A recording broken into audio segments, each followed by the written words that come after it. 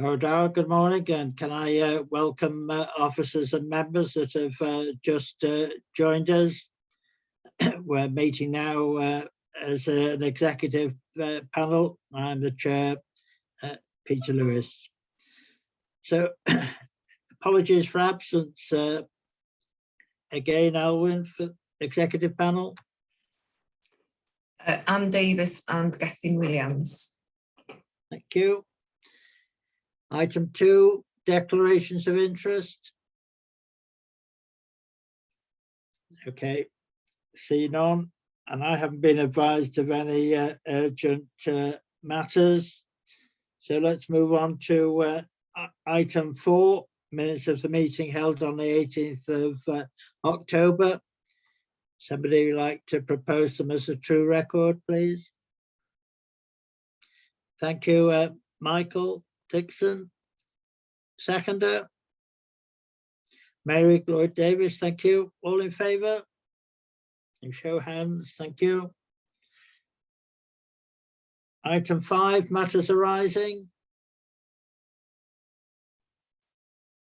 I don't see any raised hands and I haven't got any items to raise, so we'll move on to item 6. This is COVID-19 update, and if I could invite the Chief Fire Officer to make contribution. Thank you. Thank you. Well,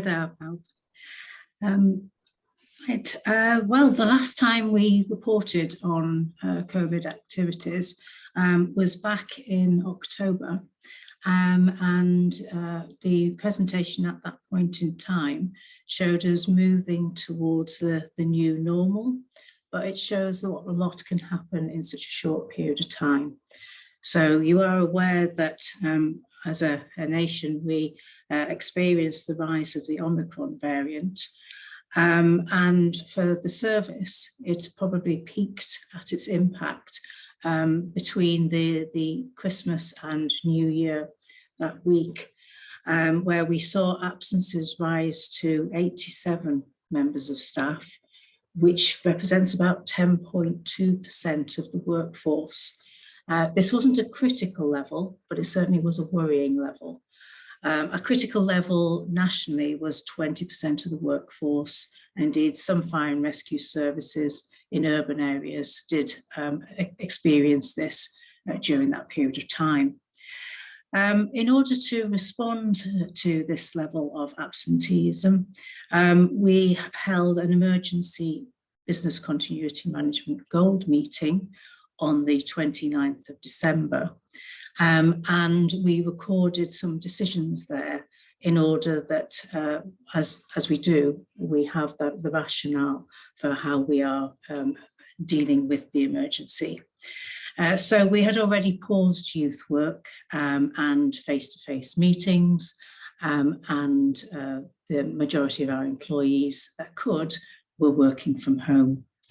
On stations, we took the decision that we would not maintain the original decision, which was to work within same colour watches, but actually to isolate stations, and that people would not be moved to fill spaces at other stations so that we could reduce the risk of spreading the infection. I need to thank many officers that worked over that Christmas period, and indeed watch managers on stations, for ensuring that we had continuity of service during that period of time. We've fortunately moved on since then, and the levels of absenteeism from COVID-related sickness is now down to 19 people, of which 14 are from stations and 5 are from departments. So we're now in a sort of much more steady state, and we are beginning to resume our activities within the community on a face-to-face basis. Happy to take any questions, Chair. Well, before I invite members for questions, I'm sure the panel would like to endorse our thanks to those staff and watch managers who ensured that business as usual over that period, and the fact that figures have dropped so significantly. So any questions for members to the Chief Fire Officer? No? Okay, I see no questions for you, Chief. So if we can move on then to item 7, and I'm going to invite Sean Morris to present this, and for officers, just to let you know that the Fire Authority unanimously confirmed Sean in her role as Assistant Chief Officer. So, Sean. Thank you very much, Chair. Diolch yn fawr. Adroddiad ydy hwn sydd yn rhoi crynodeb o lle da ni arni, neu'r cynnydd a wnaethpwyd, meddwl drafftio diweddariad i gynllun corfforaethol yr awdurdod. Fel y gwyddoch chi, mae'r awdurdod wedi penderfynu gadw at yr un amcanion tymor hir, maen nhw wedi mabwysiadu eisoes felly.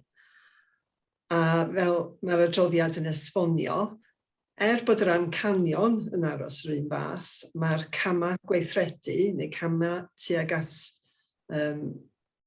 dod at yr amcanion tymor hir yn cael yn siŵr o newid o flwyddyn i flwyddyn. Felly, bod yr cynllun yn aros yr un fath, mae'r camau gweithredu yn newid o flwyddyn i flwyddyn. Fel yr esbonir ym paragraff 12, mae nhw'n rhestru'r amcanion tymor hir yn fanna. Dim ond i'ch atgoffa chi felly. Ond os gael symud chi mlaen i paragraff 15, mae yna nifer o bethau sydd angen i cynnwys y niweddariad y cynllun ar gyfer y blynyddoedd sydd i ddod. A rei cyntaf, maen nhw'n cael eu rhestru yna yn paragraff 15, lle mae yna risgiau neu pethau heriau allweddol dyn ni eisiau mynd i'r afal efo nhw dros y blynyddoedd nesaf yma. Mae eisiau cynnwys heina yn yr cynllun hir dymor. Fel gwelwch chi yn paragraff 16 hefyd, mae yna argymhellion sydd wedi dod gan Archwilio Cymru a'r materion sydd eisiau i taclo eto, sydd eisiau cynnwys o ran cyfranogiad neu cydnerthedd hefyd di garboneiddio. Mae eisiau rhoi heina i mewn yn yr cynllun. A felly, fel sy'n cael ei grynhoi ym paragraff 17, dyna fydd cynnwys y cynllun corfforaethol, y drafft, ddaw ger eich bron chi yn yr cyfarfod mis nesaf, mis Mawrth. A felly dim ond mater o adael i chi wybod, fel ni'n deud, beth sydd yn cael ei gynnwys yn hwnna. Mi fydd y drafft yn dod ar agenda yr cyfarfod nesaf, a felly fydd yna gyfle yn fanna i weld y cyfan. Ond dyna'r cwbl cadeirydd dim ond diweddariad ar hynny. Diolch yn fawr. Well, thank you, Sean, for that. Any questions from members on those proposed updates? I think from previous discussions we've had, particularly in terms of Audit Wales, and the changes to new Chief Fire Officer has been appointed are appropriate to go forward. But I see no raised hands. Oh, Mary? Ia, dim ond i gadarnhau yr argymhellion, Mr Cadeirydd. Thank you. Do I have a seconder? Thank you, Deputy Chair. Okay. All in favour? Okay, thank you, Sean, for that report. And I think you're going to take us into the next one, item 8, performance monitoring from April 21 to December 21. Yes, thank you, Chair. This again is a routine report, and it's for the first 3 quarters of this financial year. So therefore April to December, as you've said. If I can refer you to the executive summary in paragraph 2 and the you'll note from there that there's been a slight increase in activity, and I can go into more detail about those. There have been 314 accidental dwelling fires, slightly higher. A significant drop in incidents attended in HMP Berwyn. And there are some matters to do with RTCs, road traffic collisions, and fires on the roads and so on. So if I can refer you forward to the actual monitoring report itself. It's always easier to explain, isn't it, when you have graphs and some actual numbers there. And to paragraph 1 of that attached monitoring report, which is to do with all incidents. And just to note there on the graph, so it's visible there, that top line shows how the total number of incidents dipped down last year and then has come back up again slightly. The number of fires, so the blue bars in the bar charts at the bottom there, fires fairly consistent with last year. False alarms up slightly, and what's most notable is the number of special service incidents. So as you'll recall, these are non-fire emergencies that have increased up to 701 from 415 last year. So again, if I could pick those up throughout the monitoring report itself. So if I can refer you forward to paragraph 2 and the graph there. And the first section to the left is on primary fires. So as you'll see, the deliberate fires have been decreasing and continue to decrease, which is very welcome. But the accidental fires, so in the blue of the primary fires, they haven't decreased, but they're not vastly different. So they're fairly consistent, slightly up from last year. But if we regard last year, April to December 2021, as what you might term the pandemic year, if you like, and just refer to the year before, then they're not inconsistent there. Looking then at the middle section of that graph, the secondary fires, again, deliberate fires improving. So if we count last year as a bit slightly atypical, but as we all know, there is more variation in this section, because the secondary fires, they're quite sort of weather dependent as well, as we know. If it's particularly hot, dry summer and so on, that can affect those. So there's a bit more variation, so that's not unexpected. Moving forward then to paragraph 3 and the primary fires. So these are property fires, some mainly in buildings, but also in property as in crops and so on, or forests that belong to people. And again, if we look on the left-hand side of the graph, so the building fires, the dwelling fires there, and what we notice from those figures is that it's the 4th year in succession where accidental dwelling fires have increased. So that might be something to consider. Whereas the deliberate fires, deliberate dwelling fires, there's no concern there. Another thing to draw your attention to is to the section slightly more to the right, which is vehicles, roads and other transports. So again, what's interesting there, these are fires in vehicles, so they're not RTCs, these are fires in vehicles. And what we notice is that last year, those went down quite significantly. And this year, they haven't gone back up to the pre-pandemic level. They are still this year, this current financial year, quite consistent with the last financial year for the first 3 quarters. So again, that's just interesting in passing. On then to false alarms, paragraph 4. And you'll notice there from the paler blue line towards the middle of the graph that the fire alarm false alarms due to apparatus. So these are the wired in or the electronic systems. That those have increased by 142 in the 9 months.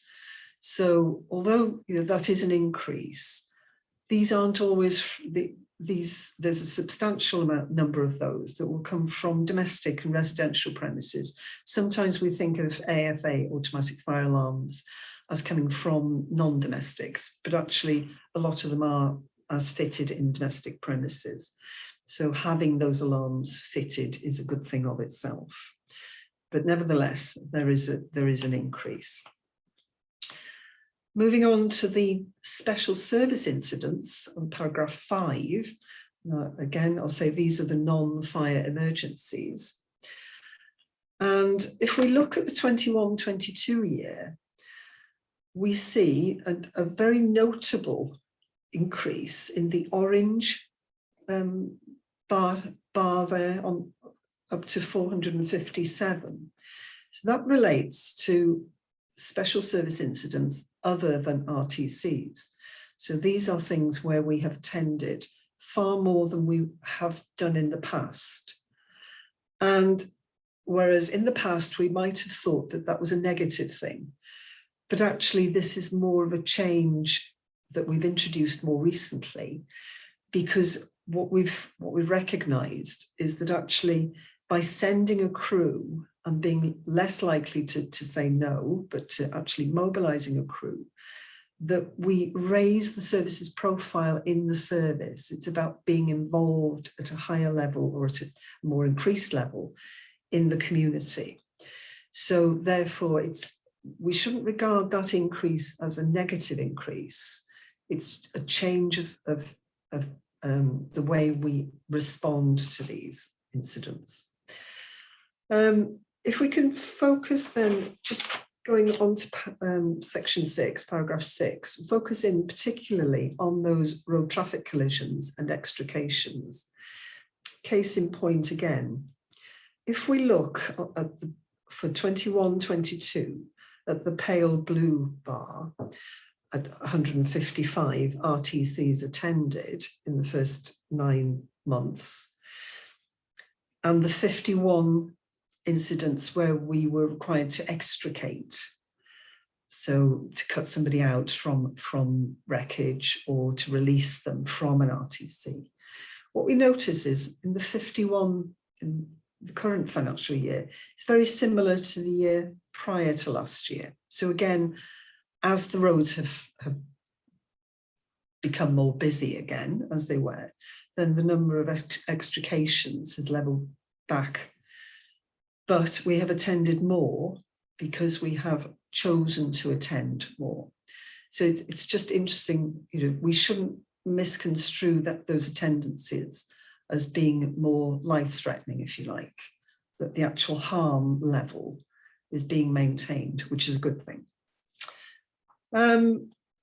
Section 7, again, as I've said, this just focuses in on the accidental fires and dwellings, where there have been more.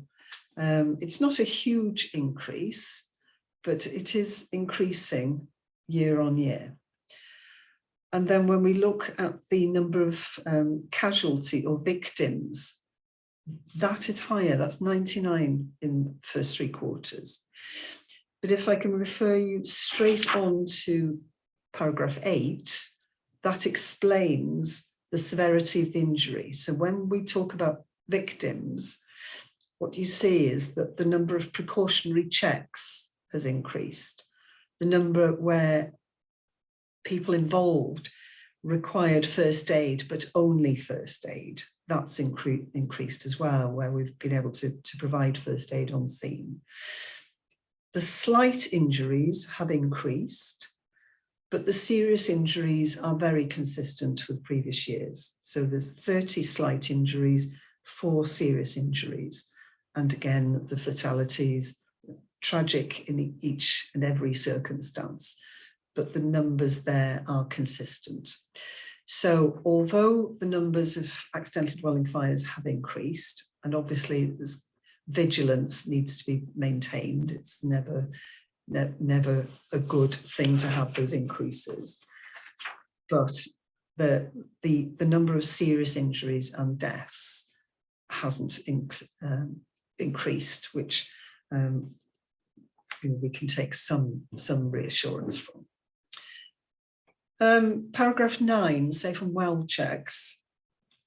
And again, from the graph, and what we see there is obviously in the high priority safe and well checks, these are where people have been recognised as making them particularly vulnerable to fires in their homes. Then the numbers of safe and well checks has increased quite significantly. We've recovered from last year, from the pandemic year, 2021. So the levels of those, we focused in on increasing those. When we look at the medium and lower priority, then we're still at a lower level of delivery there. Again, as probably not unexpected for members, but it's just noting the fact there that we are very much prioritising the high priority households there, but not letting the others go either. So it's a pattern of recovery here.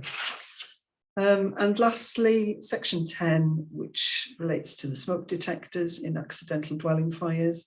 Again, the same message on the left, where we see whether it was an alarm fitted, operated and raised the alarm, then it gives such a strong message, doesn't it, that there's such a good chance of the fire being confined to the room of origin where there was an alarm present.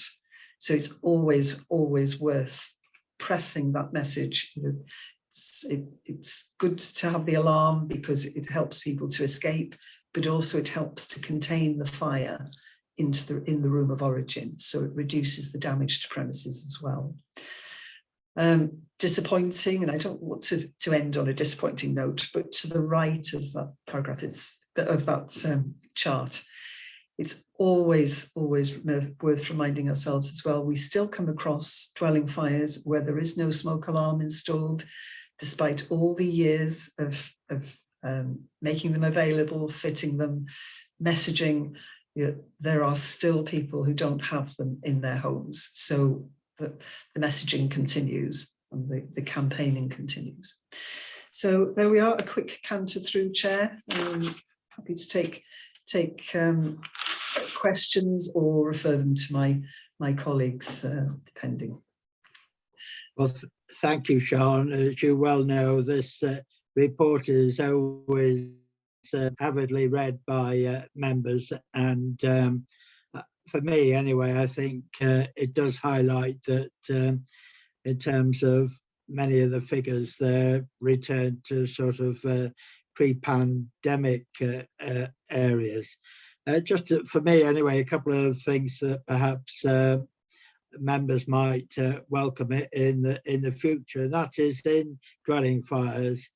You talk about that increase, and I think we've always tended to associate that most of them are related to cooking failures in one way or another. But I just wondered, as perhaps maybe a separate information, you might look into whether or not appliances actually contribute significantly to these dwelling fires, because it might be anecdotal, but there does appear to be a number of them reported in the press across the whole of the country related to various appliances and whatever. So it might be useful to know that. In terms of the smoke detectors, you're quite right to highlight that there were 40 of those incidents that had got no fire alarm. And can I appeal to my fellow councillors that they're about to do a lot of door knocking, I suspect, canvassing over the future months. And can I suggest that perhaps it might be a useful opener to ask them whether or not they've had a safe and well check, and also whether they got a smoke alarm fitted, because that could in actual fact help to reduce the number of not fitted. So I leave that thought with you members. So I've got Mary Lloyd Davis has got a question for you, Sean. Diolch, Mr Cadeirydd. Rhyw ddau gwestiwn, os gai. Yn ddiweddar, tannau mewn storfeydd ailgylchu i weld wedi bod yn mynd ar ei fyny. Ydyn ni'n, sgynna ni ffordd o gynghori sut i fynd ymlaen i leihau hein? Os yna rhywbeth allwn ni wneud. Ac yn ail, diolch ydi o, dweud y gwir, am y gwasanaeth o larw mwg.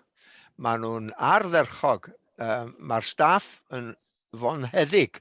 Wastad pe maen nhw'n galw ac yn gwneud gwaith sylwyr. Ac yn ddian iawn, maen nhw'n galw i mewn i wneud unrhyw broblem os ydy'r larwm wedi rhedeg allan oherwydd i oed neu rhywbeth fel, ac yn dechrau canu ben ei hun. Maen nhw'n dda ofnadwy. Ac i ddiolch yn fawr i'r adran honno hefyd. Diolch yn fawr. Diolch yn fawr. Does gynna i ddim ffigurau ynglyn â ailgylchu. Dwi'n yn gwybod os oes gen Richard Fairhead unrhyw beth i ategu i hwnna fel gan y fo sydd yn dipennaeth yr adran yna, ond dwi'n yn gwybod os gai. Neu'n David, mae hynna rhywbeth fedrwn ni ddod i adroddiadau yn y dyfodol. Mae hynna'n cael ei gyfri felly. Ond does gynna i ddim byd mwy ategu hwnna. Richard? Diolch, Sian. There have been, or there is, quite widely reported an increase in those type of fires across the country. What we're doing is we work with the NRW. We also work with the people who manage those sites to ensure that if there is where they're storing the waste stuff is kept safe and what have you. I think our issue will be is where some of these sites spring up which aren't regulated by the other agencies. So we do work with those other agencies, including the police and NRW, to make sure that all the sites that are in North Wales follow the correct guidelines on how those sites need to be managed. But yeah, I'll keep an eye on those and perhaps report back at another meeting of if there's any impact of those fires on the service. Diolch yn fawr, Mr Cadeirydd, a diolch i Richard am hwnna. Ydyn nhw'r rhan fwyaf ohonyn nhw'n danau bwriadol ac nid damweiniol? Diolch yn fawr. I think that we're very, very difficult to identify if they're deliberate. My assumption would be the majority of those are accidentally started, but because of the way that the equipment, the way that the materials are stored, actually increases the potential for that to happen. But I'm not able to say whether they're all deliberate or all accidental. But I think what I do believe is that the majority of them are accidental fires. Thank you, Mary. Michael Dixon. Thank you, Chair. Thank you, Sean. That was very helpful. I'm just wondering in paragraph 3 on page 19, looking at the references in your graph to traffic incidents, I just wondered whether that was, I have no idea what the current levels of traffic are. I'm assuming they are still lower. And I wondered whether there was something behind it, it appears fewer people are going out and torching their neighbours' cars, which is obviously to be welcomed. But it was the change in whether traffic levels have affected it rather than a sudden improvement in car design. Yes, it's an interesting question because obviously these are the fires in vehicles. So it's not just the cars, it's the lorries and so on. It's all traffic, road traffic. So these were the actual fires. And whereas the number of RTCs has come back to pre-pandemic levels, the number of fires in vehicles has not. I'm seeing my colleague Stuart Millington indicating there, looking as though he desperately wants to come and add something into here. That's all right. I can't add in more to that. I'm not sure about desperately, but certainly to try to offer a explanation how accurate it is, a hypothesis potentially as a result of those sort of increases. I have a feeling, whilst not necessarily evidence-based at this point, that it may be linked to the price of steel and the cost of scrap metal that went through a very significant dip a couple of years ago, and therefore people couldn't get rid of vehicles. And I think that these deliberately lit vehicles, have slowed down as a result of the fact that people can now trade in their cars for a premium. Oh, well, that's fabulous. Thank you both very much. It's very helpful. John, your question? John Brimmer Hughes? Yeah, thank you, Chair. My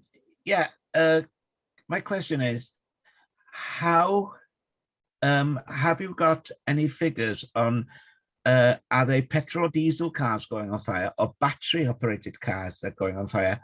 And is there a different code when you're tackling a battery operated fire on a car? Because I'm sure that's more toxic than a petrol or a diesel car. Okay, so I can come in again there, Chair, if you're happy for me to. So in relation to the type of vehicle, petrol or diesel, these are deliberately started fires, usually. Sort of the days of accidental fires in vehicles are sort of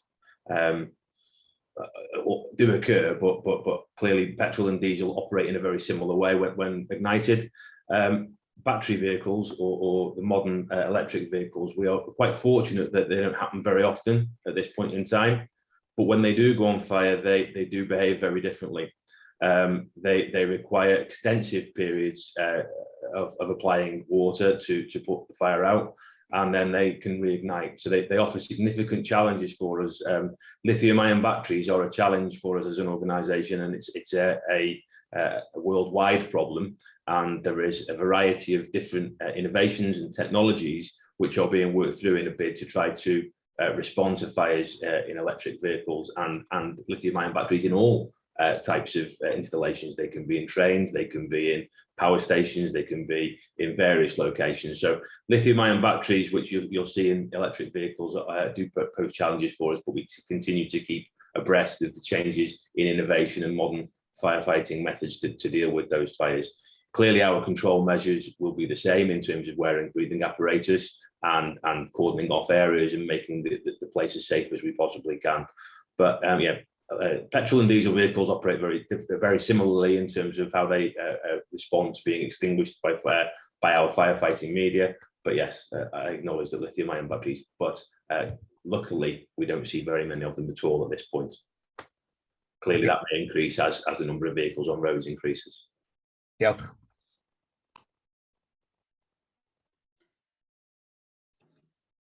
Okay. Can I invite now Rondo Roberts with his question? Thank you. Good morning, everyone. It's just in relation to paragraph 3, item 3.2. With it being in Wrexham, the fires which are occurring in HMP Berwyn, I know it's dropping, but how and where are they starting? If anybody got any information on that, please. Okay, so I can come in again there if you'd like me to. So the fires in HMP Berwyn, almost all occasions they start within cells. They start within the cell where the individual will sort of utilise a variety of different means to start that fire. The process that we have in place to respond to those incidents is one of ensuring that the fire has been properly extinguished, because usually it has before we get there. The guards have a process in place where they can extinguish the fires, and so therefore we are attending simply to confirm that everything is dealt with before we arrive. But yes, predominantly they start within cells. And how are they started in the cells? Is there an underlying fact here?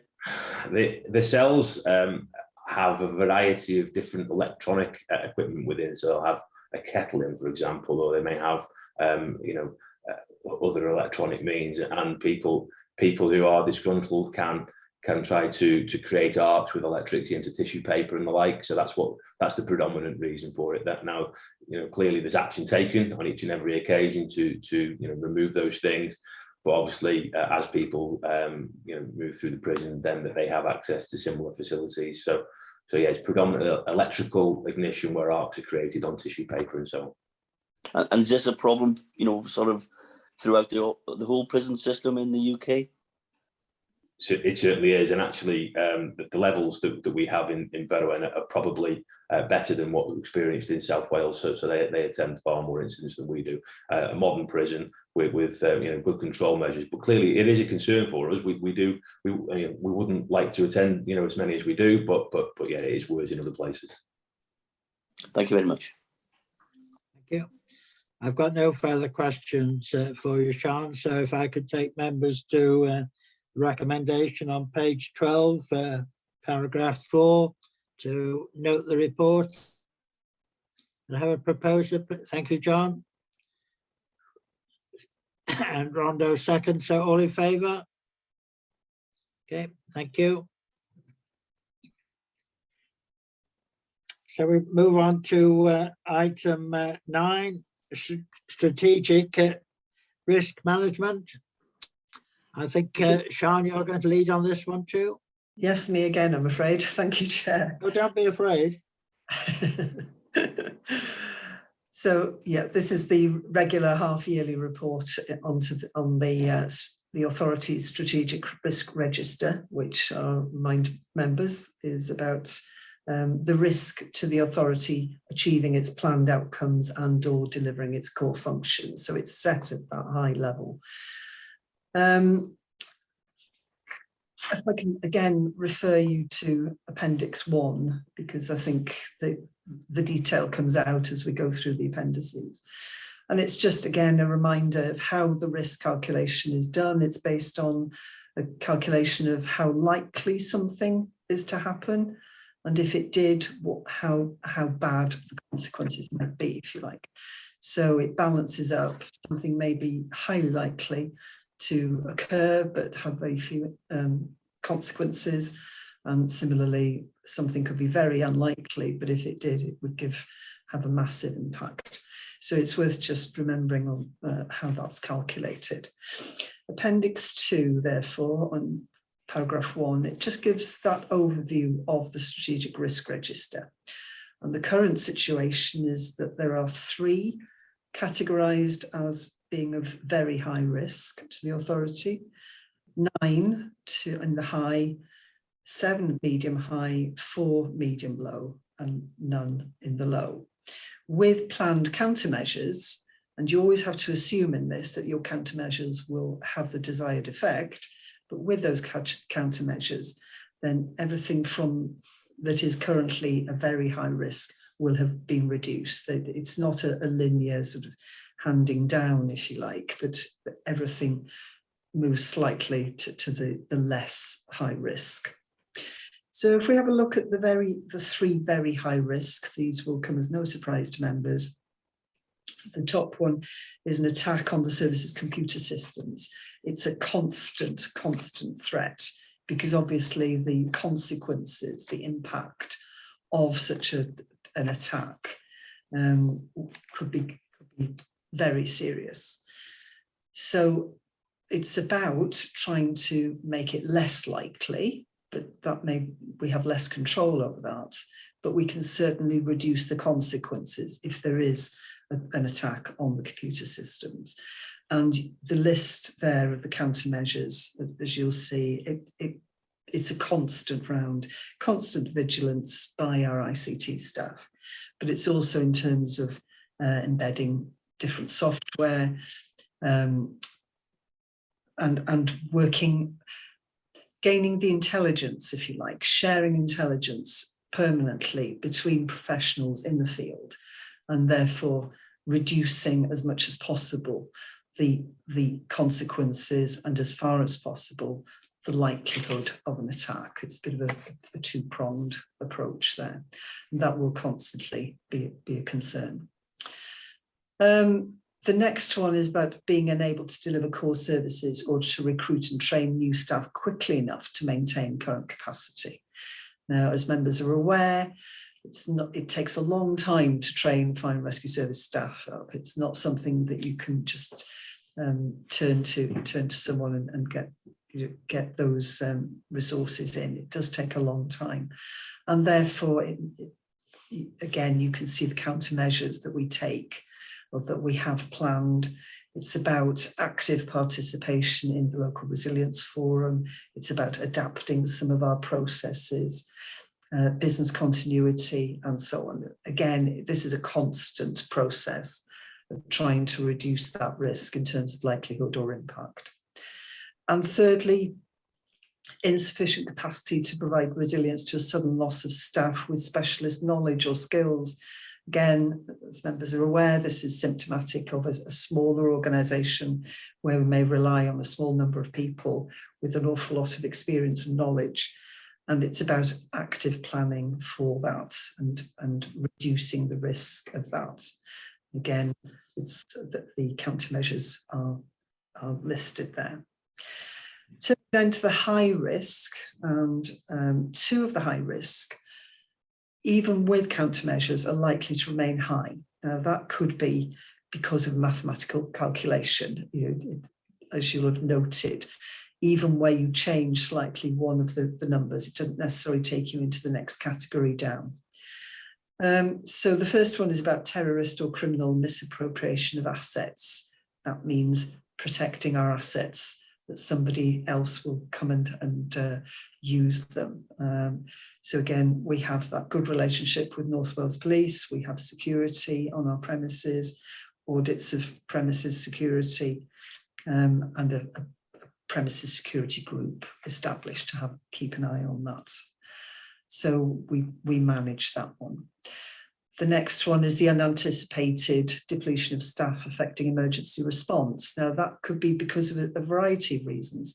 It could be that there is something in the jobs market that attracts people to work elsewhere.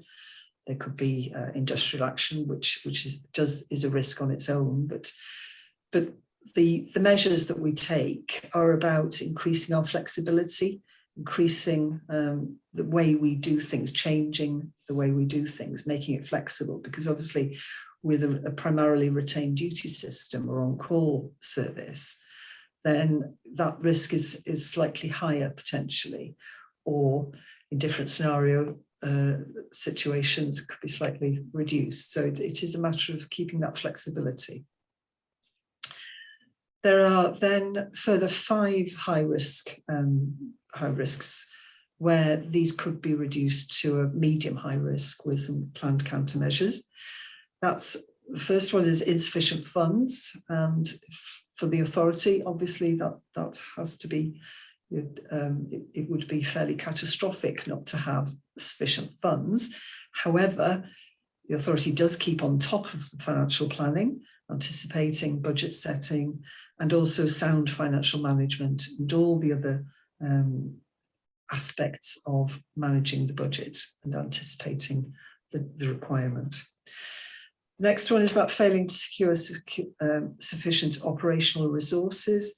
Again, it's very similar. This is about operational planning. It's about having horizon scanning, keeping an eye on things, making sure that when we anticipate something, where possibly in other fire and rescue authorities and so on, that we take action, and that always does happen. The insufficient capacity to deal with additional burdens, including environmental sustainability agenda. Again, inevitably, year in, year out, we're no different to any part of the public sector. There are unanticipated additional burdens. There are some that we can see coming towards us, but nevertheless, we still have to manage them. And we have targets such as the carbon zero target and so on. We need to assimilate those. They do present a challenge and a risk to the authority, but it's about managing those risks. And just an aside, there is Audit Wales, there's another report due from Audit Wales, which hopefully the next meeting of the authority. And this is about our environmental planning preparedness, if you like, and where we are on that journey. So lots of additional work going on there. The next risk is about a personal data breach under GDPR. Again, it's a constant, it requires constant vigilance.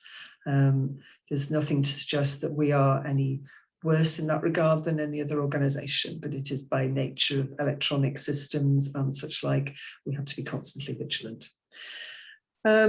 Disruption to the established relationships with local government partners.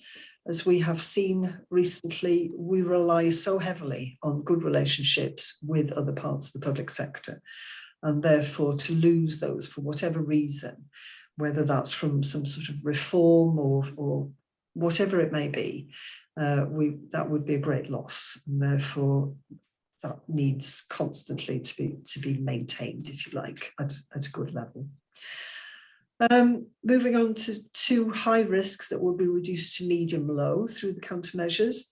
First one being the impact of an ageing workforce profile. Now, obviously, we have a very positive, we are very positive about age, but nevertheless, as a fire and rescue service, this has an impact. It has to be, it's the nature of the emergency response service, if you like, and therefore a lot of our efforts are put into promoting healthy aging and keeping people fit and healthy for as long as possible, and taking very positive action in that regard.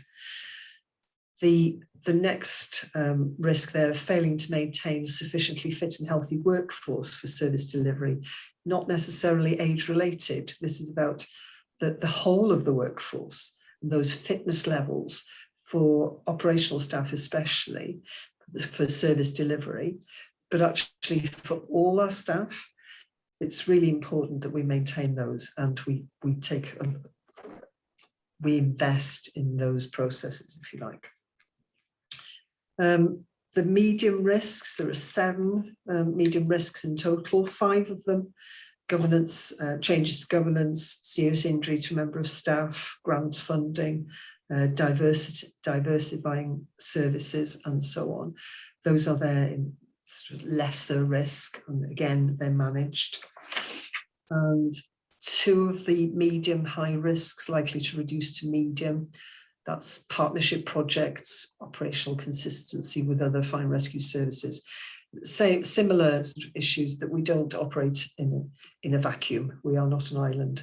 We do maintain those relationships and partnerships.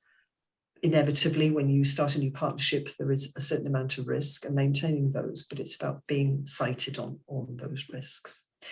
And lastly, the medium-low risks, and these are ineffective or deficient decision-making at authority level. Currently, well-established authority, we may have to revise that in future potentially, or for a period as people find their feet on the new authority after May. But there's nothing to suggest that there's anything but good decision making that we would anticipate. We've got the necessary protocols and the necessary guidance from the clerk and so on that help in effective and timely decision making.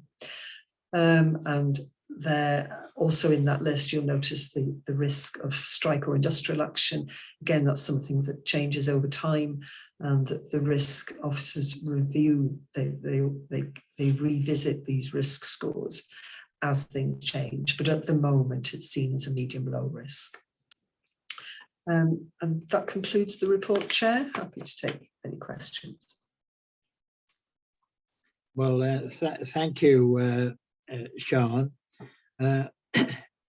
I think, well, just to inform members that the Deputy Chair and I actually reviewed the risk register last week, and we did in actual fact ask Pippa if she would discuss with senior officers as whether or not the risks we identified needed to be more specific.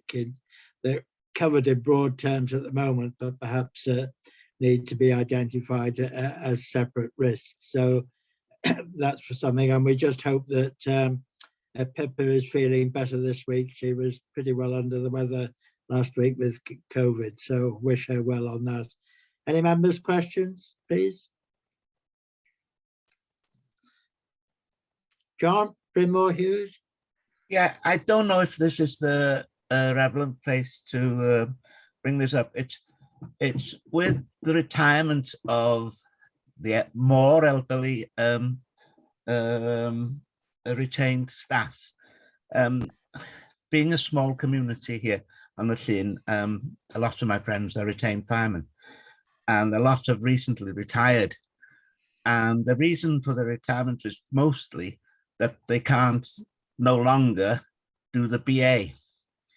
But these are white helmeted staff, and they're also drivers. And with the shortage of retained staff, especially in the drivers of the appliance, is there any possibility that in the future we look at the age and the age of staff having to use BA?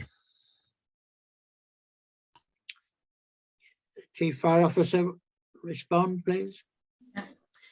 Thank you. I understand your concern, because it's a great concern of ours that we need to ensure that we have an availability across the whole service. You may recall that in my first 100 days presentation, I did see this as a high risk to the organisation and the need to have a review into on-call and retained firefighting. We are about to start that review. We have had a fantastic response with regards to firefighters who wish to take part in that review. In fact, some 26 came forward and wanted to lead it. And one of the areas that we will look at is, can we do things in a different way?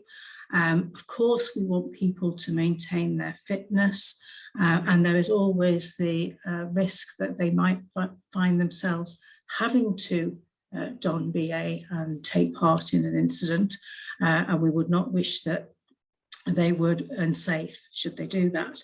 But it's one aspect that we can look at through this review. So thank you. Okay, thank you. I've got no further questions for you, Sean. So let us move to the recommendation, which is to note the report. Councillor Roger Parry wants to ask a question, Chair. Sorry, Roger. Yeah, thank you, Chair. Quick question.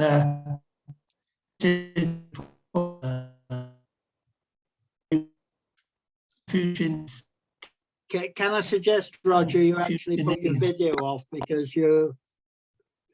Okay. Sorry again. Okay, sorry again. Sorry, Chair. That's better. It states in the report that we plan for future needs. Can you explain to me in particular what is meant by future needs? Yeah, thank you. That depends on the area being considered, I guess, because the future needs in terms of resources, finances and such like, or if it's future needs in order to respond to external burdens or anticipated new demands on the service. So it's about, are we still able to deliver what we are required to deliver and to a level that is satisfactory? Or are we anticipating that we have to change our delivery methods in some way? So I think I can't give a straightforward answer in terms of that there is a simple one response that covers all eventualities. But I think it's about us being, the whole idea of risk management is that we anticipate what could potentially happen, not what is currently happening, but what do we anticipate, horizon scanning and such like, and that we respond accordingly in order to avert or to improve in some way. So I think if I've understood your question correctly, Councillor, I think that sort of covers it. Are you happy, Roger? Can I just come back, please, Chair? Yeah. Would you say that diversity is a risk, or do you need to diversify to alleviate a risk? Can I ask, a diversify services or diversity of the work? Well, what I'm talking about really, there's an awful lot. In the past, we had a lot more fires, an awful lot more fires. We have a lot less fires now. So I get the impression, because we have a lot less, the service to a certain extent has to diversify and go elsewhere. Certainly the way that we respond, we've moved over the past decades, haven't we, from being primarily emergency response only to very Right. into prevention role and a much more engaged or involved service, working with the rest of the public sector. It used to be an emergency service, and that was all. Exactly. Yeah, It's come on gradually year on year, decade. So we are much more now of an inherent and inclusive part of the public sector, and that's why that risk is down. If the relationships with the rest of the public sector aren't working well, then we won't succeed, and I suggest that their success might be impaired as well. So I think most definitely we are now we have a broader outlook as a service, and that obviously has great sort of payback for the population, because I think everybody has found that the population generally don't mind so much which sector comes, but as long as somebody comes, and as long as that somebody is well trained, well equipped, well connected, then so much the better. Thank you for that, Sean. Thank you very much. Roger, you'll be well aware too that Welsh Government are currently looking at expanding the role of firefighters. So that's something that will obviously come back to Fire Authority in the months ahead. Mary? Diolch, Mr Cadeirydd, a diolch i Sian ac am yr ymatebion gan y swyddogion i gyd. Gai gynnig yr argymhellion? Diolch yn fawr. Thank you. Somebody second?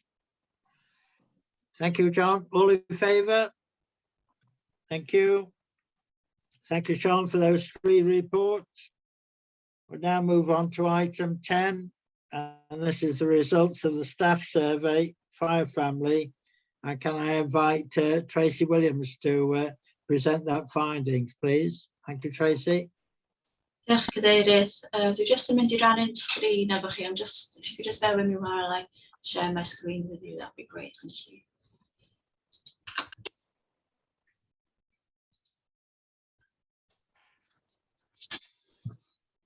Hopefully you can see my screen now. Gobeithio bod chi'n gallu weld ŵan. So, bore da, good morning. Okay, we can see it. Bore da, good morning. Diolch I chi am y cyfle I gyflwyno ar y testyn yma heddiw. Thanks for the opportunity to present to you on this topic today. Fy enw I Tracy Williams, a fi sy'n edrych ar ôl yr adran cyfathrebiadau corfforaethol yn y gwasanaeth. My name is Tracy Williams and I'm the head of corporate communications at the service. Dwi am siarad efo chi am ein siwrna ni I gyflwyno arolwg staff mewn i'r gwasanaeth llynedd, lle da ni arni yn y broses yna hyd yn hyn, a lle da ni'n gobeithio mynd yn y dyfodol.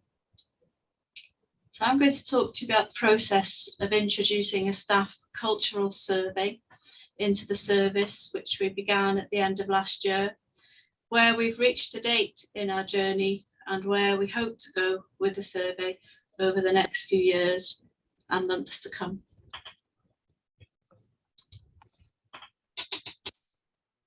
Y cwestiwn cyntaf ella ydy pam da ni wedi cynnal arolwg staff yn y lle cyntaf. Firstly, I think it's important to consider why we should consider a staff survey in the first place. Clearly, we've all been through a really challenging period with the pandemic. The Chief Fire Officer's work to connect with staff in her first 100 days showed that our workforce had a real appetite for engaging, and a staff cultural survey is not only good practice, but will also help us to set a benchmark for the future. And now feels like the perfect time to be looking to the future in a positive and inclusive way, and working with all our staff using the survey approach to ensure we can be the best fire and rescue service possible.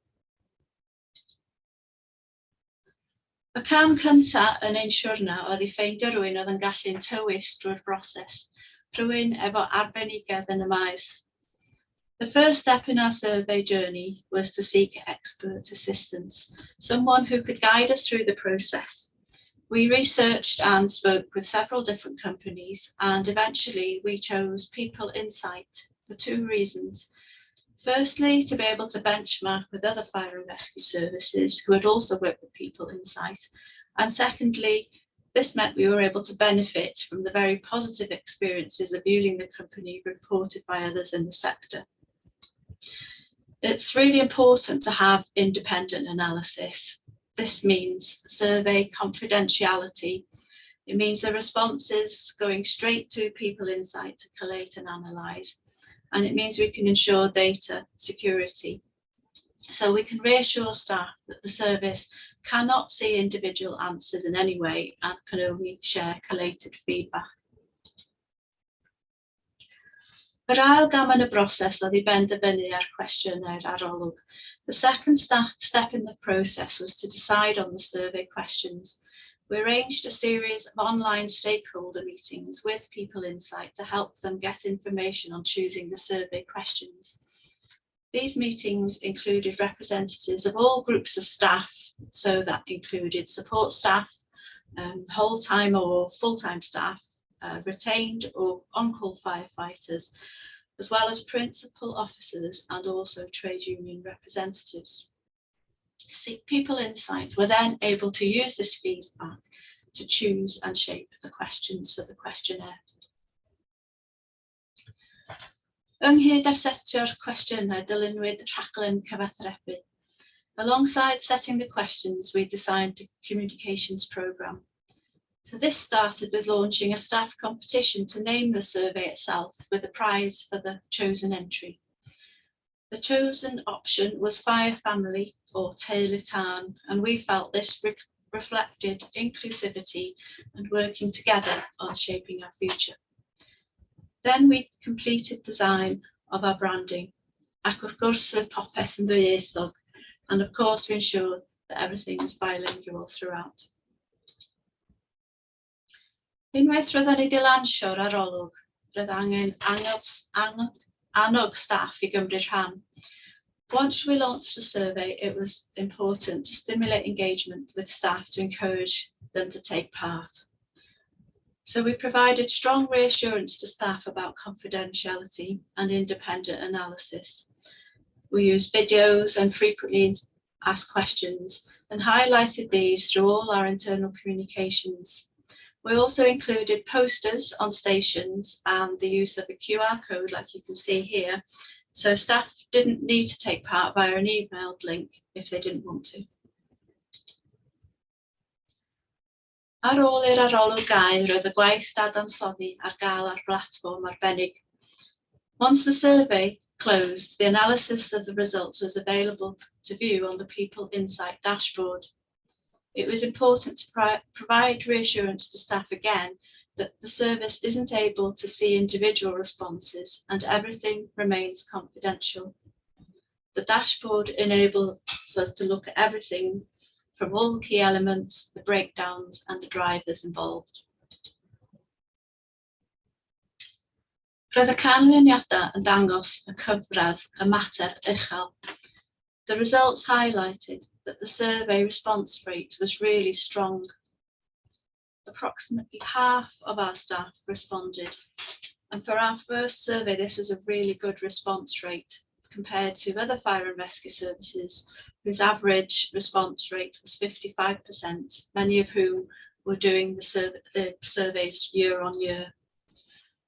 You can see here that the lowest response rate, perhaps not unsurprisingly, was with our retained or on-call staff who of course don't work for us all of the time. So this showed we still had room to improve and providing an opportunity to take this further in the future. Roedd ein sgôr ymgysylltu hefyd yn gryf. Our employee engagement score was also strong. This represents the deep emotional connection, if you like, that employees have to their organisation and their work. Employees who feel committed and motivated really thrive best and are shown to help create organisational performance. So this score of 81% was 3 points above the average score for fire and rescue services. And this reflected aspects such as pride, longevity, endeavour, advocacy and care, which were all relatively high scores. Dyma'r prif elfennau sy'n allweddol i ysgogi ymgysylltu. These are the aspects that drive engagement, showing a solid starting point for the service. Aspects such as a feeling of belonging, feeling good about your work, being committed to doing high quality work, ensuring that people are treated fairly and equally, and feeling valued and recognised for the work that you do. Roedd yr arolwg ehangach yn cael ei rannu i cwestiynau yn canolbwyntio ar y themau allweddol hyn. The broader survey split into questions which focus on these key themes of purpose, enablement, autonomy, reward, leadership, my manager, terminology, and engagement. The results showed that questions involving my manager were amongst the most positive, showing good relationships with managers and confidence that managers will support people with learning from any mistakes. On the other hand, there was a larger uncertainty found against leadership questions. These key themes were used as a means of collating the different perceptions of a cross-section of staff in the service. Trwy gydol yr arolwg, mae cyfathrebu'n glir yn allweddol. Throughout the survey, clear communications is key. Once the results were analysed, there was a presentation to members of the service leadership team of the key findings. These were then shared with staff and trade union representatives with a link to the presentation.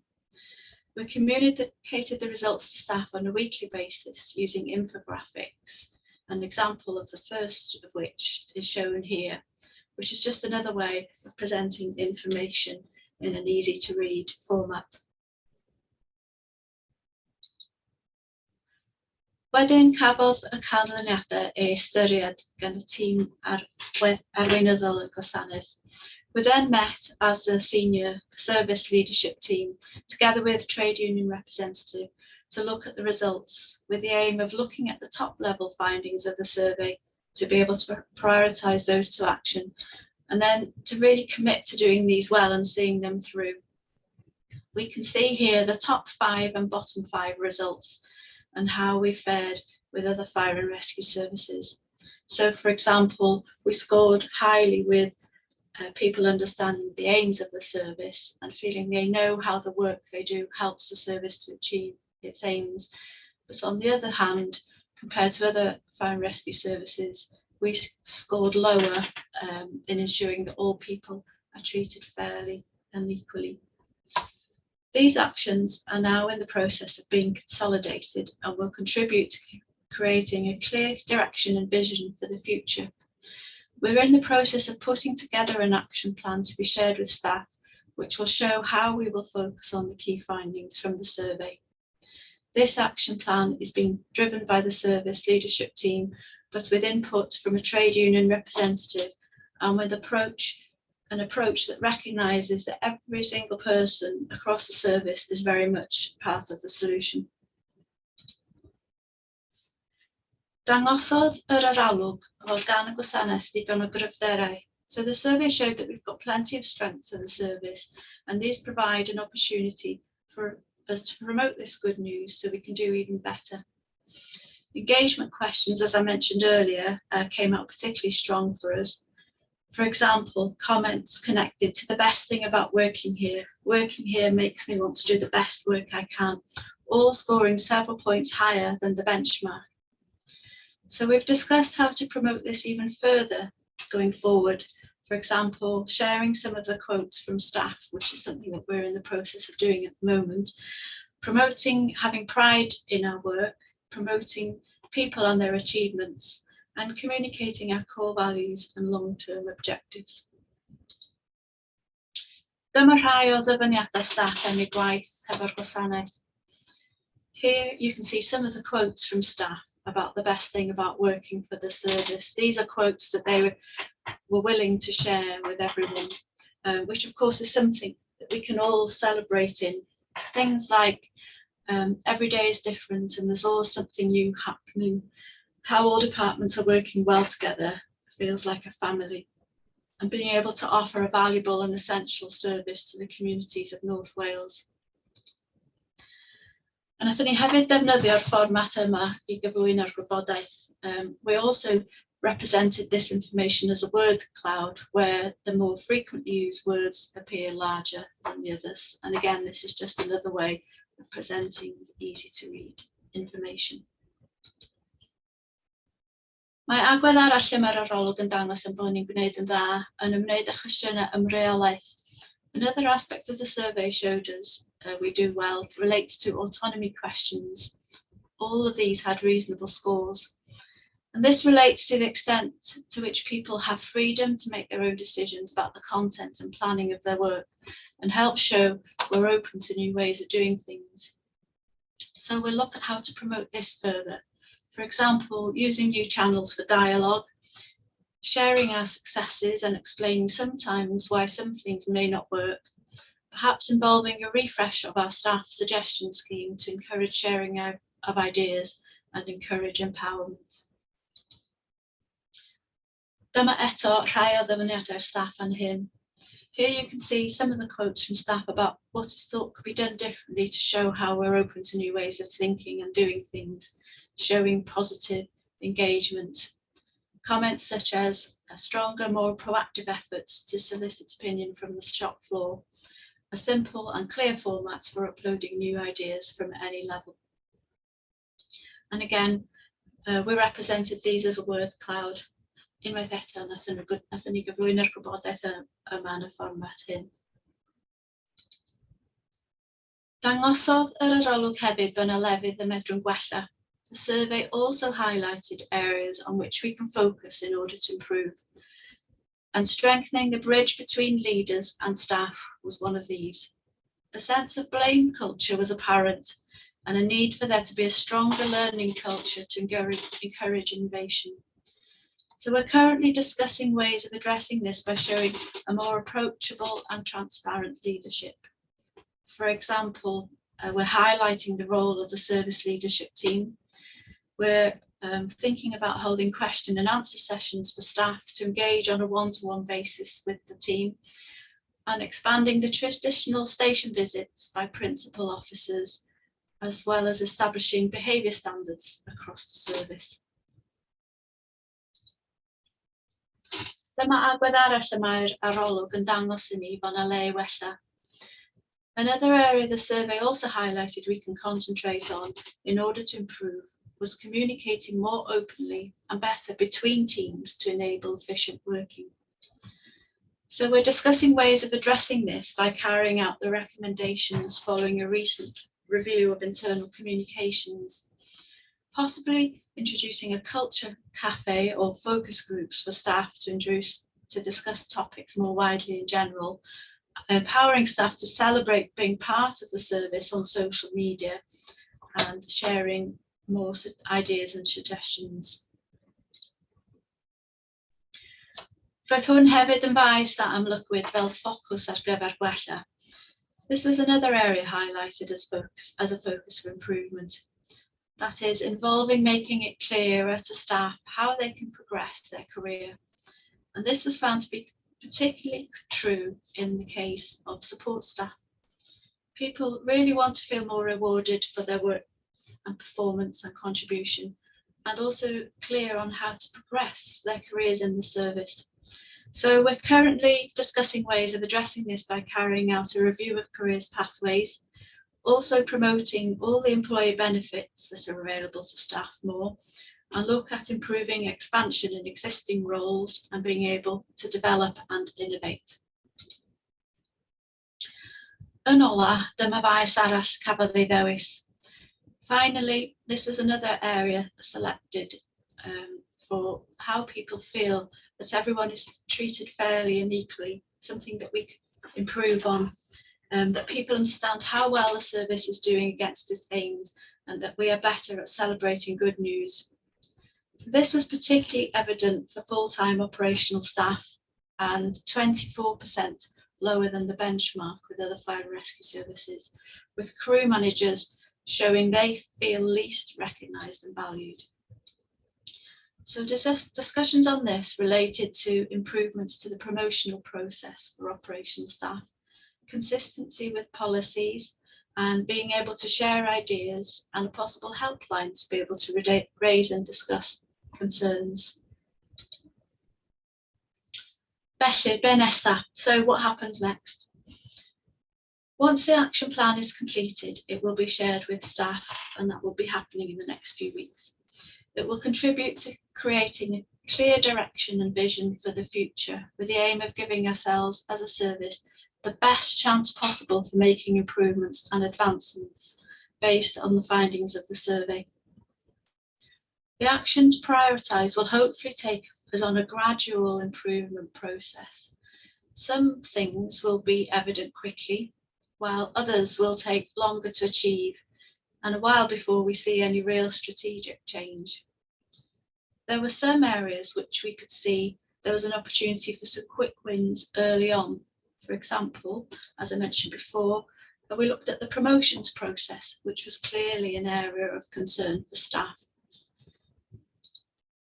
Communicating progress throughout as we go along will be key to maintaining momentum, demonstrating that we really are improving. And the ultimate aim in the long term is to carry out the culture survey every 2 years, and to be able to then look back and compare historical data to ensure we're progressing in the right direction as we move forward. So that's the end of my presentation. Diolch am wrando. Fi'n hapus I gymryd cwestiynau. Thanks for listening. I'm happy to take any questions. I'd just like to add that I'm not an expert in this at all. And indeed, I've been learning about this process as we've been introducing it, and I've been facilitating it in the service. So if there's something I can't answer, I'd be happy to consult the real experts who are people in site and then get back to you. Thank you. Thank you, Tracy. If you could take your presentation down for me. Yeah, I'm just trying to figure out how to do that. Bear with me a moment. Sorry, I'm having trouble here. There we go. Sorry for the delay. That's okay. Well, thank you, Tracy. I think if nothing else, it proves the value of having done the staff survey. And I think the response rate of 50% is a credit too. And I have to say that in a former life, I've found it invaluable asking staffers to how they would do their particular job better, or what benefit they could see for the business. So I think, you know, that in itself will have been beneficial to senior officers. Can I make a suggestion as an ongoing, perhaps, assessment or of, shall we say, a mini staff survey, that when officers are carrying out PDRs with staff members, they might pose those sort of questions to them. So at least you've got an ongoing feedback as to whether or not we could be doing things differently. And the second from me really is whether or not the results of this staff survey could be distributed to fire authority members afterwards. So I've got a couple of questions. Questioners, go ahead.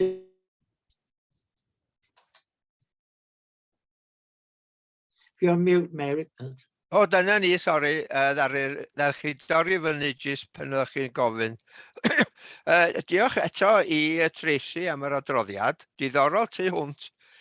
Unig bach o'n i di weld oedd, o'na un canran, dwi'n meddwl o gwmpas 32%, rhywbeth ynglyn â cyfathrebu gyda'r swyddogion uwch neu rhywbeth, dwi'n yn cofio be oedd o wan gan bod o yn llafar ac nid ar bapur gynna ni, lly. Dwi'n cymryd fyddwch chi'n edrych ar hwnna'n ofalus, a dwi'n meddwl bod chi wedi rhoi ymatebion, be ydych chi'n meddwl wneud. Felly fydd hi reit diddorol mewn rhyw 2 flynedd, neu beth bynnag, pan fyddwch chi'n ail edrych ar hwn, sut fydd pethau wedi gweithio, ac wedi gwella gobeithio. Mae rhan fwyaf ohonyn nhw dros 100%, ond mi o na un braidd yn isel, dweud y gwir. Ond dwi'n yn siŵr pam y bod hynny, pan mae'r byddwch chi, y newidiadau wedi bod ar hyd y rhan ucha yr awdurdod, ond dwi'n siŵr fydd o wedi gwella mewn rhyw 2 flynedd yn well o lawer. Diolch yn fawr iawn.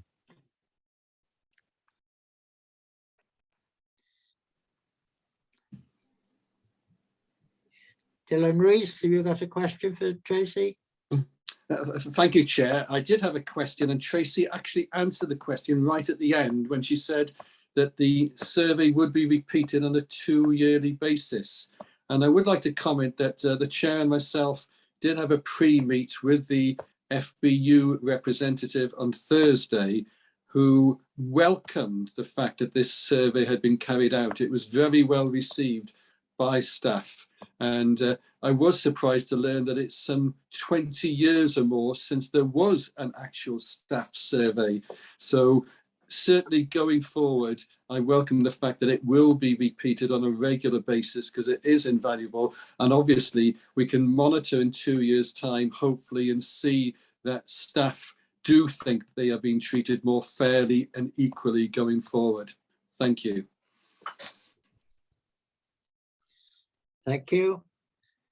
I've got no other questions for you, Tracy, so I think the good work you've done has been appreciated by members this morning. So thank you for that.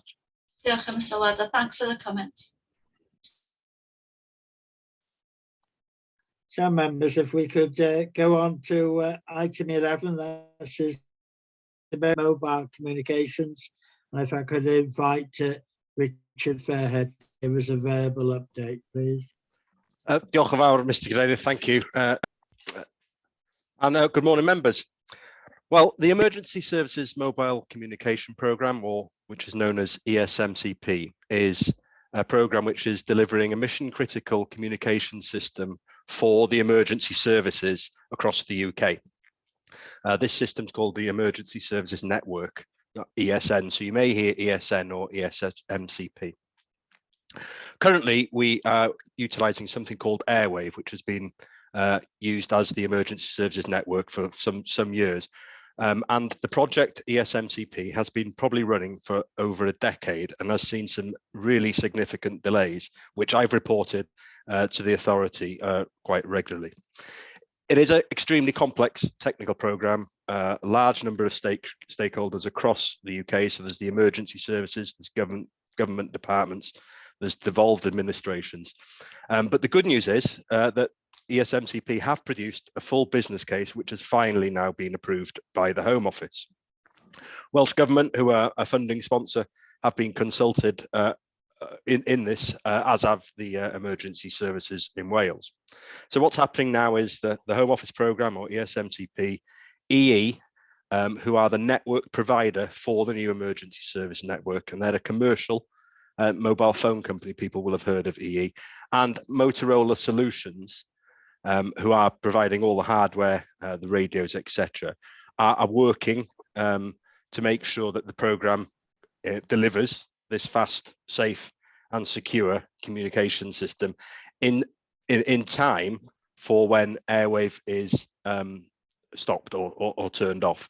Now, as part of this work, the Home Office have agreed with Airwave to continue the Airwave service to the end of 2026 with a 2-year extension if needed. But they're hoping that's not the case. So if we look at North Wales, now we're working alongside our colleagues from the other fire and rescue services and the emergency services across Wales in the Joint Emergency Services Group to look at the risks for Wales and for us for locally. So the significant risks that members need to be aware of in North Wales is the programme delivering this good quality and resilient mobile phone coverage. So EE's contract means that every single main road across North Wales and every single road on a map has coverage. Now, there are several areas of North Wales where mobile phone coverage is problematic. So one of the things that's happening across North Wales is those areas are being identified, and EE are looking at what solution they can put in place to ensure that that coverage is there. Another risk is going to be the resourcing required to deliver locally. So who's going to be fitting all our new terminals in our appliances? Because every single service in the country and every single emergency service across the UK will be, competing to get those things, the resources in to ensure that they have everything they need within their service area. So that's another risk. And of course, the other risk is the cost of the solution. Now, currently, Welsh Government provide us with funding for the airwave system. I think the risks are going to be if that's going to continue with the new emergency service network, but particularly when we've got the emergency service network up and running and airwave running simultaneously, which will have to happen to ensure that we get that seamless crossover and maintain secure communications. So that's the update we've got now. So the positive is that the business case has been approved and work is now ongoing. And I will continue to update the authority on the progress of that, particularly the budget implications when they become clearer. Happy to take questions. Thank you. Well, thank you, Richard. You'll be aware that Welsh Government have fixed their grant contribution at a set level. And I just wondered, given the fact that we're going through to 2026, what up to now inflationary increase in cost we've had to face annually?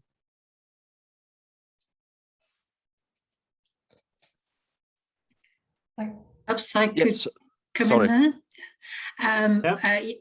Yes, I'm conscious that, Chair, you're referring to the shortfall between the cost of running the current system and the grant that is provided from the Welsh Government. And across all three fire and rescue services in Wales, there is a shortfall of £1 million, and that will only increase as the grant seems to remain static and the costs continue to grow. I don't know whether Helen was wanting to say something, and I've just put it in. Not at all. I think it's fair to say when we prepare budgets each year, the ESNCP costs are one of the factors that we take into account. The budget has the grant has been cash sort of flat neutral, but actually we do manage those costs. So I think it's to give assurance that it is something that we're cited on, but it's very uncertain at the present time. Okay, I'm just concerned that we could get by 2026 contribution could be equaling Welsh Government's possibly, but I'm sure you. Mary or David?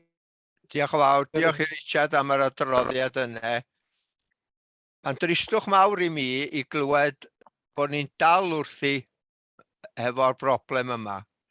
Dio ddim o'n gwneud ni, a dydio ddim o wneud Llywodraeth Cymru chwaith, os dwi wedi dall yn iawn.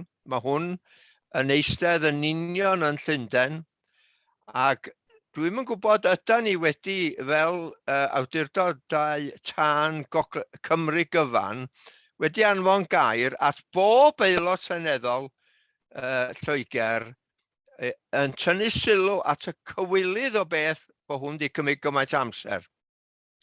Dwi'm yn gwybod chwaith ydy Lloegr wedi gallu cael pwyllgor cyrraffu i fynd wrth ben hwn a gweld be andros sydd wedi mynd o'i le, bod yna ffasiwn aros amser, colli amser a costio drydfawr i bob awdurdod tân. Mae'n gwylydd ofnadwy gyfeillion.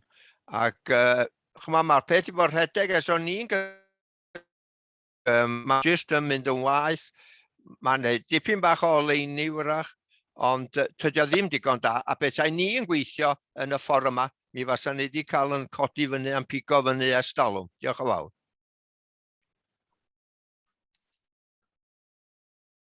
Without being able to answer fully, without doubt, Fire and Rescue Services in Wales, through the Joint Emergency Service Group, so the other emergency services as well, and Welsh Government have made it clear that this has been a really difficult and probably unacceptable way that this has moved forward.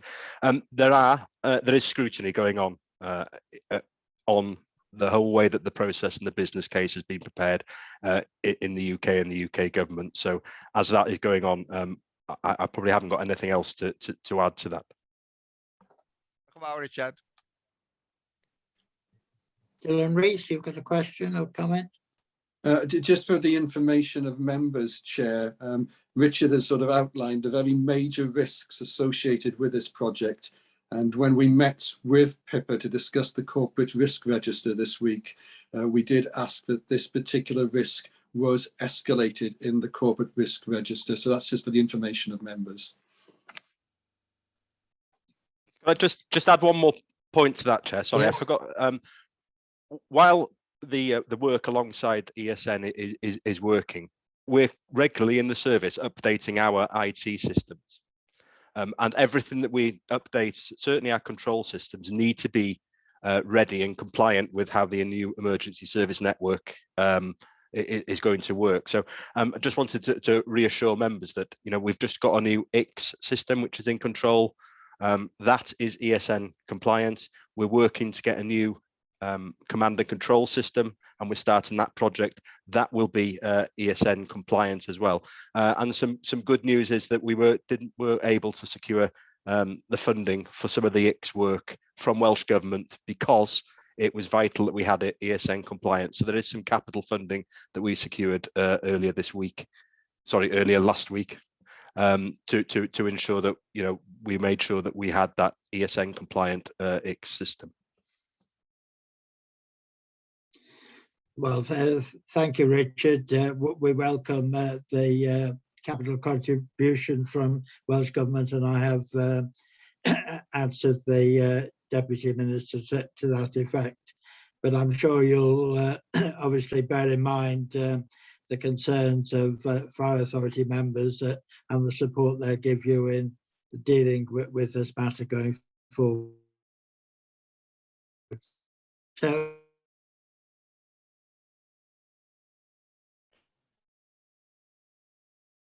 Mary? Wel, gai diolch am yr adroddiad a cymeradwyo bod ni'n diolch am hynny.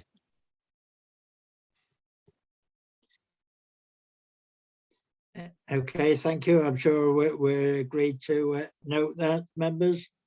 Thank you. And thank you, Richard, for the update on that.